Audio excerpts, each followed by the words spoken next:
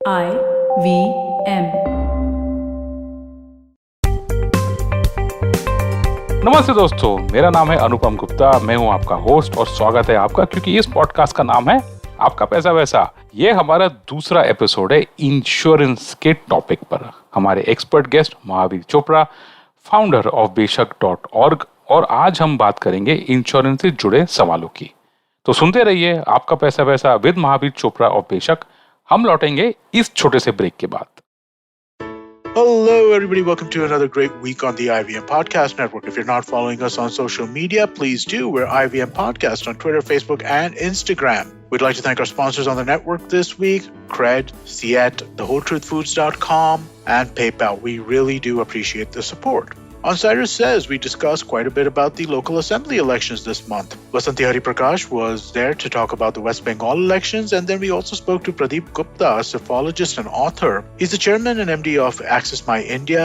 Do definitely check that episode out. Great conversation. Tune into This Round Is On Me, where Gauri Devi Dayal caught up on the latest trends in the PR industry with Archana Jain from PR Pundit. On The Habit Coach, Ashton Doctor spoke to Anandita Chatterjee. She's the founder of Travel Chatter. She's been a marketer with some large firms and has traveled to 67 countries so far. It was a RuPaul Drag Race fan club on KBCD where Farhad and Sunetru discussed the show's best moments and talents. Amber Rana was joined by celebrity fitness trainer Shivoham on New Year Kanun to discuss fitness laws and regulations in India. They talk about the laws and infrastructure that exist to protect gyms, trainers, and also consumers in the fitness industry. And on the note with Maruk Inayat, we have clinical psychologist and friend of the network, Sonali Gupta. She talks about ongoing mental health issues like survivor's guilt, coping with anxiety around the pandemic, and doom scrolling. And with that, let me get you back to your show.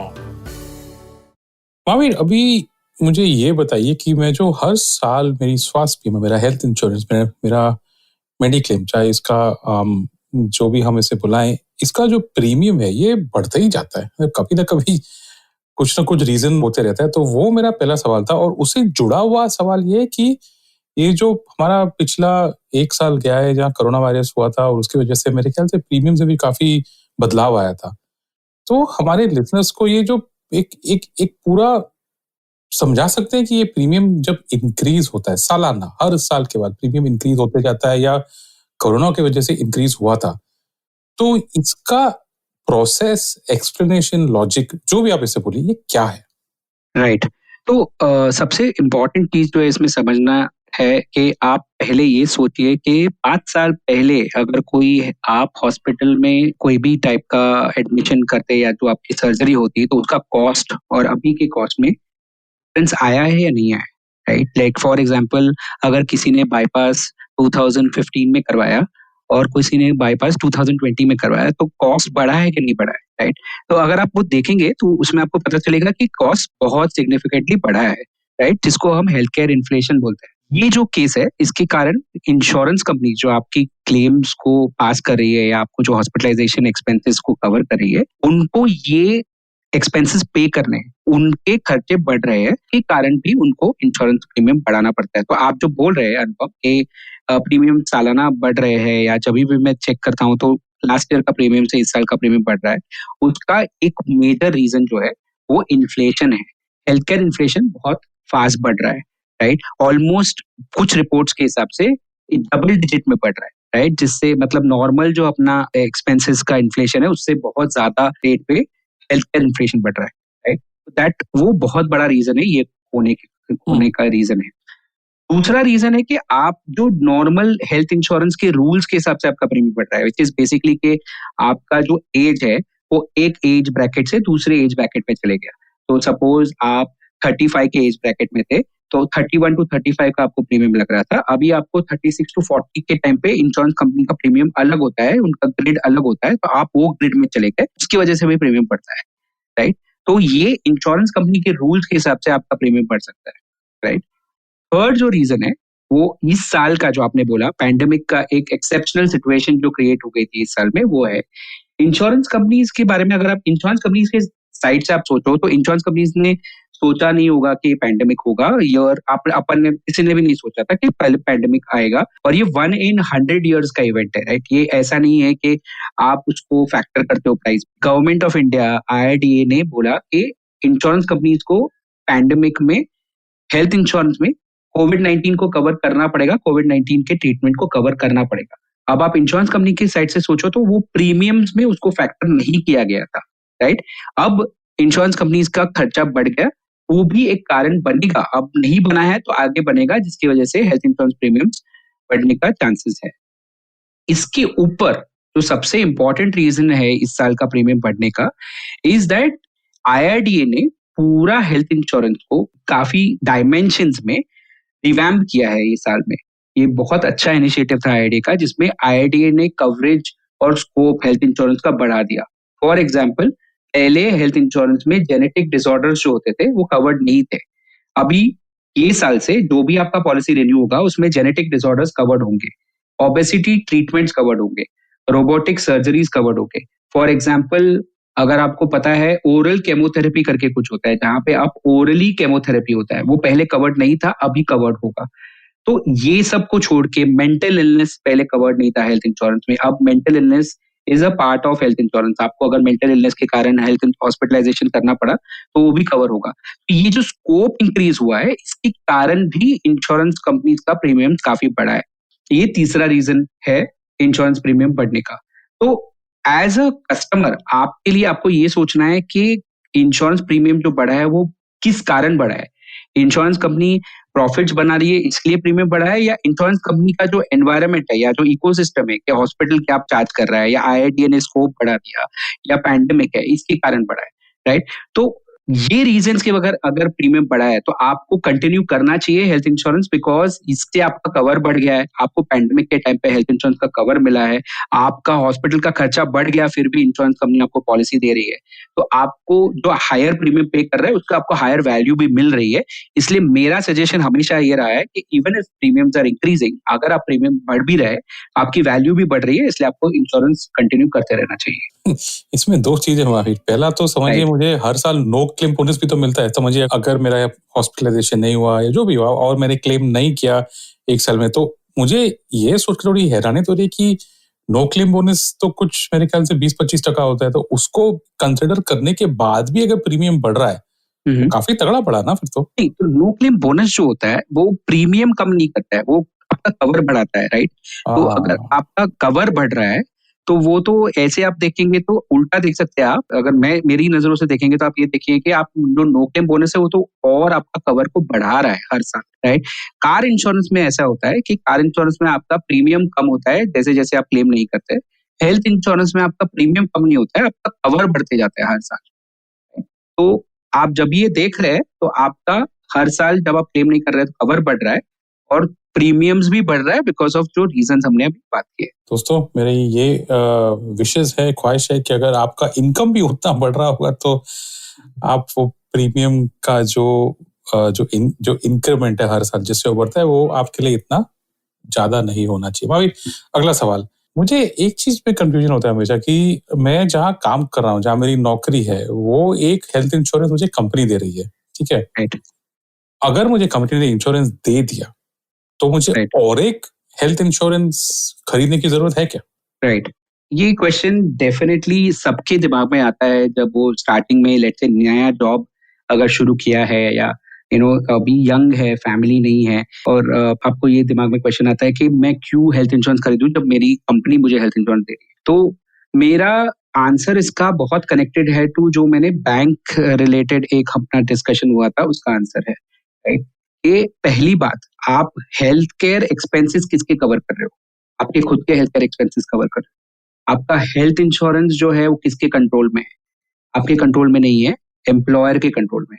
तो वो चीज आपको पहले ही समझना चाहिए कि आपका जो हेल्थ इंश्योरेंस आप जब कंपनी के थ्रू आपका कवर लेते हो तो उसका कवर का जो कंट्रोल है इन टर्म्स ऑफ कि कैसा उसका बेनिफिट्स होंगे, कैसे उसकी एलिजिबिलिटीज होगी इन टर्म्स ऑफ कि बेसिकली आपको ऐसे टाइप का रूम कैटेगरी होगा, या आप बेसिकली उसका जो प्रीमियम है वो आप भरेंगे या कस्टम आपका एम्प्लॉयर है वो भरेगा, वो सारी चीजें जो है, या इंश्योरर जो है वो कौन सा होगा, ये सारी चीजें जो है वो प्योरली एम्प्लॉयर आपका डिसाइड करेगा। अब ये एम्प्लॉयर में कौन डिसाइड करेगा? ये मोस्टली जो डिसाइड करेगा वो फाइनेंस टीम डिसाइड करेगी। अब अगर प्रीमियम्स बढ़ रहे हैं तो फाइनेंस टीम का गोल ये नहीं है कि आपको सही हेल्थ केयर मिले, जितना उसका गोल है कि वो अपने कंपनी में अपने बजट को कंट्रोल करे, अपने प्रॉफिट को कंट्रोल करे, राइट? तो गोल्स अलाइन नहीं है। आप जो पॉलिसी खरीद रहे हो उसमें आपको हेल्थ केयर अच्छा मिलना चाहिए, इसलिए पॉलिसी खरीदना चाहिए। इसीलिए हमारा सजेशन हमेशा ये रहा है कि आप पॉलिसी ऐसा लीजिए जो आपके कंट्रोल में हो, ना कि और किसी के कंट्रोल में। दूसरा चीज जो है बहुत इंपॉर्टेंट, नो प्रॉब्लम। दूसरा चीज जो है, जो सबसे ज्यादा इंपॉर्टेंट है, कि आपका जो ये कवर है वो कंट्रोल्ड है एम्प्लॉयर के साथ साथ और लिंक्ड भी है एम्प्लॉयर के साथ साथ। जैसे ही आपने कंपनी छोड़ दी, आपका कवर बंद हो जाएगा, आपके पास हेल्थ इंश्योरेंस कवर नहीं रहेगा। तो इसके लिए आपको हमेशा आपका खुद का हेल्थ इंश्योरेंस होना चाहिए, ताकि आपके पास हमेशा कंटिन्यूटी रहे, आपके पास हमेशा पॉलिसी रहे। आप कोई भी एम्प्लॉयर के पास काम कीजिए, एक स्टार्टअप में काम कर रहे हैं जहाँ पे हेल्थ इंश्योरेंस है ही नहीं, या कवर बहुत कम है, या आप ऐसी खुद की कंपनी शुरू कर रहे हैं जहाँ पे लेट्स से हेल्थ इंश्योरेंस आपने शुरू नहीं किया है, तो आपके पास हमेशा एक कंटिन्यूड कवर होना चाहिए। इसके लिए आपका खुद का हेल्थ इंश्योरेंस होना बहुत ज्यादा जरूरी है। लास्ट थिंग जो बहुत ज्यादा इंपॉर्टेंट है, कि आप जब यंग हो और आप जब हेल्दी हो, आप तब हेल्थ इंश्योरेंस खरीदना चाहिए, आपके बुढ़ापे के लिए, आपके ओल्ड एज के लिए, और जब आप इल हो, आपकी कोई भी बीमारी होगी तब के लिए। क्योंकि आप आज पॉलिसी जो आपको मिलेगी वो सबसे बेहतरीन, सबसे अच्छी, सबसे ज्यादा गुड क्वालिटी और सारे अच्छे अच्छे लिमिट्स के साथ साथ आपको पॉलिसी मिल सकती है। जैसे ही आप ओल्ड होते जा रहे हो, आपको जो पॉलिसी का क्वालिटी होगी, जो आपकी पॉलिसी के जो बेनिफिट्स होंगे, वो अगर आपने नहीं खरीदी, तो आपको वो जो ऑफर करेगा इंश्योरेंस कंपनी वो कम होते जाएगी। आपको जो लिमिट्स मिलेगी वो कम मिलेगी, आपका प्रीमियम होगा वो ज्यादा होगा, बिकॉज लोडिंग लग सकती है, जैसे हमने पहले भी एक बार बात की है इसके बारे में। तो उस पॉइंट ऑफ व्यू से भी आपको पॉलिसी तब खरीदनी चाहिए, तब आपको सबसे बेस्ट पॉलिसी मिल सकती है, और आपको वो पॉलिसी में इन्वेस्ट करते रहना चाहिए। ग्रेजुअली आपको कवर बढ़ाने चाहिए। आप चाहे 2 लाख से शुरू करिए कम सम इंश्योर से, आप बहुत कम सम इंश्योर से शुरू कीजिए, बट शुरुआत आपको जितना जल्दी हो सकता है करनी चाहिए, खुद की पॉलिसी खरीदनी चाहिए। काफी इम्पोर्टेंट था ये सवाल महावीर, और आपने जो बोला उससे मुझे तो एटलीस्ट अपने जो प्रीवियस जॉब से जब मैं काम करता, मुझे इतना तो याद है कि मैं एक्चुअली 2 पॉलिसीज मेंटेन करता था वो टाइम पे, चाहे उसमें जितना एक्स्ट्रा मेहनत या करना पड़े। एक जो मेरी पर्सनल पॉलिसी है और एक जो कंपनी की है। आखिरी 2 सवाल महावीर रिलेटेड है इनफैक्ट। तो अगर मेरे पास 2 इंश्योरेंस पॉलिसीज हैं हेल्थ इंश्योरेंस में, तो मैं क्लेम कैसे करूं फिर? और उसका कुछ ऐसा कुछ तरीका होता है, लॉजिक होता है, प्रोसीजर होता है इसमें? राइट, तो अगर आप जैसे कैशलेस कर रहे हो, या 2 ही टाइप के बेसिकली क्लेम्स होते हैं, एक कैशलेस होता है और एक रीइंबर्समेंट होता है। कैशलेस का मतलब ये होता है कि हॉस्पिटल को पैसे डायरेक्टली आपका इंश्योरेंस कंपनी देता है। आप जब भी हॉस्पिटल में एंटर करते हो, तो आप हॉस्पिटल को अगर आप बताते हो आपका इंश्योरेंस के बारे में, और वो इंश्योरेंस कंपनी का टाई अप है, वो इंश्योरेंस का जो पॉलिसी है उसके थ्रू अगर हॉस्पिटल का टाई अप है इंश्योरेंस कंपनी के साथ, तो आपका कैशलेस ट्रीटमेंट हो सकता है। उसका मतलब यह है कि आपका पेमेंट जो है वो इंश्योरेंस कंपनी डायरेक्टली हॉस्पिटल को करेगा, आपको बहुत छोटा अमाउंट शायद पे करना पड़ सकता है। इस कैशलेस के केस में क्या होता है कि अगर आपको स्टार्टिंग में ही पता है कि आपका क्लेम आपकी एक कोई भी पॉलिसी के कवरेज से ज्यादा है, तो आपको क्या करना चाहिए, आपके हॉस्पिटल को स्टार्टिंग में ही बताना चाहिए कि आपके पास 2 पॉलिसीज है और आप 2 पॉलिसी से क्लेम करने वाले हो। हॉस्पिटल्स ये यूजुअली मैनेज कर लेते हैं और आपको दोनों पॉलिसीज का क्लेम एक के बाद एक वो लोग प्रोसेस करके दे सकते हैं। बहुत सारी हॉस्पिटल्स ऐसी भी है जो आपको बोलेगी कि नहीं, आप एक ही क्लेम कीजिए, और दूसरा जो क्लेम है वो आपको बिल्स मिल जाएंगे, आप डायरेक्टली जाके इंश्योरेंस कंपनी से सेटल कीजिए, उसमें भी कोई प्रॉब्लम नहीं है। आप एक कैशलेस कर सकते हैं और एक रीइंबर्समेंट कर सकते हैं। तो आपको क्या करना पड़ेगा कि आपके जितने भी कैशलेस के पेपर्स है उसकी जेरोक्स कॉपीज लेनी होगी, और आपके जो बाकी के बिल्स है जिसको आपको पैसा नहीं मिला है हॉस्पिटल से, वो लेके आपको इंश्योरेंस कंपनी को सबमिट करना पड़ेगा, और वो जो बाकी का पैसा है वो इंश्योरेंस कंपनी आपको डायरेक्टली पे करेगी। तीसरा केस जो है उसमें ऐसा हो सकता है कि इंश्योरेंस कंपनी वो हॉस्पिटल में कैशलेस करती ही नहीं है, और आपको दोनों जो पॉलिसीज है उसमें कैशलेस नहीं मिल रहा है। उसके केस में भी बहुत सिंपल है, आपको एक एक करके क्लेम करना पड़ेगा। आप दोनों पॉलिसीज जो आपकी है, जैसे एक कंपनी की है और एक आपकी खुद की पॉलिसी है, आप पहले कंपनी में क्लेम कीजिए। आप इन्फॉर्म करके रखिए आपके खुद की पॉलिसी के इंश्योरेंस कंपनी को भी कि आप क्लेम करने वाले हैं। आप पहले कंप्लीट कीजिए प्रोसेस, पहले वाले पॉलिसी में क्लेम करके जो भी आपको पैसे नहीं मिले पहली पॉलिसी में, वो सारे पेपर्स लेके आप दूसरी पॉलिसी में जाके दूसरी कंपनी को बता के आप उसमें क्लेम कर सकते हैं। तो बेसिकली जो मैं बताने की कोशिश कर रहा हूँ यहाँ पे, कि कोई भी टाइप का प्रॉब्लम नहीं है, सिर्फ आपको 2 बार प्रोसेस करना पड़ेगा, या आपके हॉस्पिटल को 2 बार प्रोसेस करना पड़ेगा। आपके पास 2 पॉलिसी है, और आपका क्लेम दोनों पॉलिसी में आपको स्प्रेड करना पड़ रहा है बिकॉज एक पॉलिसी का जो सम एश्योर्ड है या जो कवर है वो कम है, तो कोई इश्यूज नहीं है, आप उसको 1 by 1 क्लेम कर सकते हैं।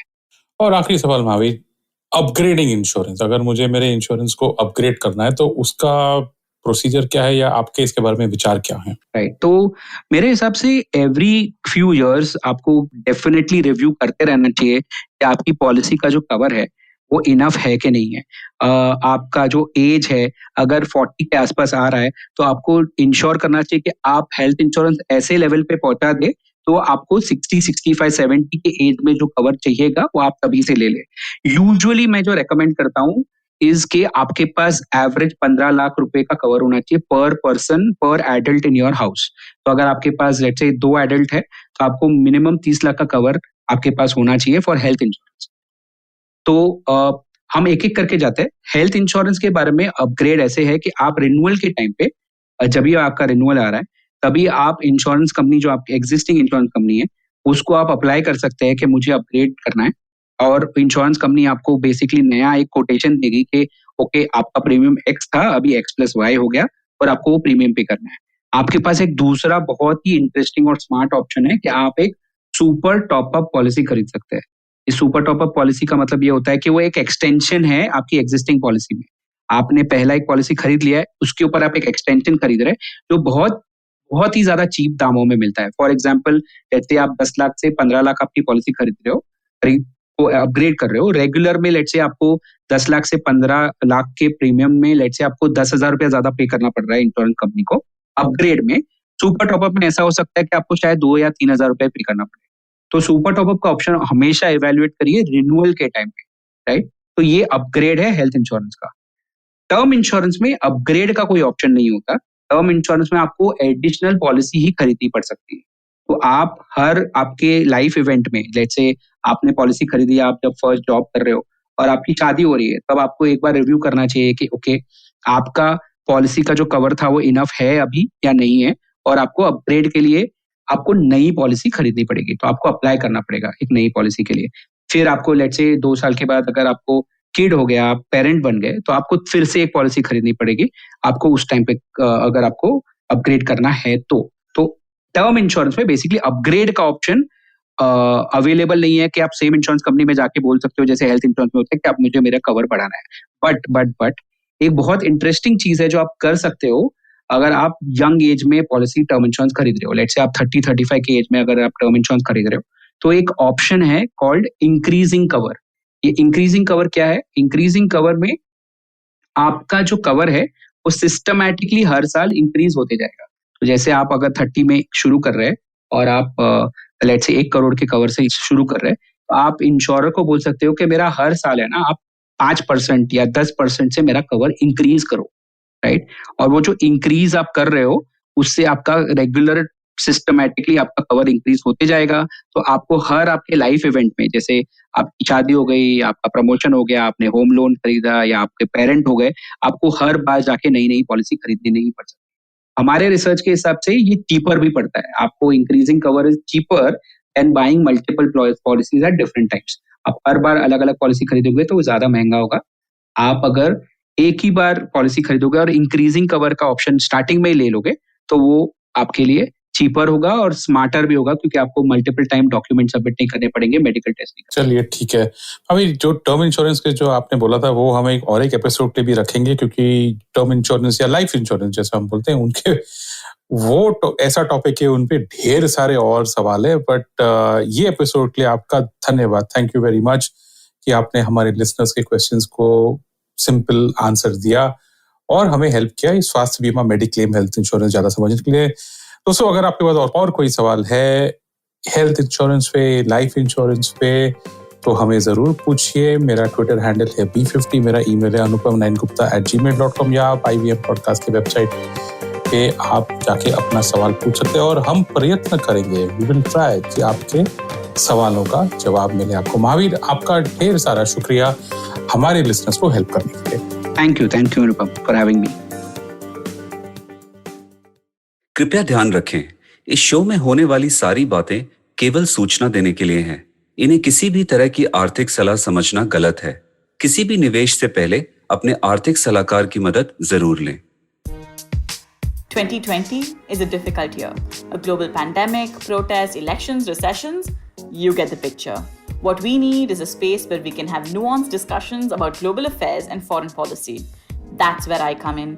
My name is Hamsini Hariharan and I host the States of Anarchy podcast. Every second Tuesday, I speak to experts in the field of international relations to make a little more sense of the world. So join me on the IVM podcast app, website, or wherever you're listening to me right now.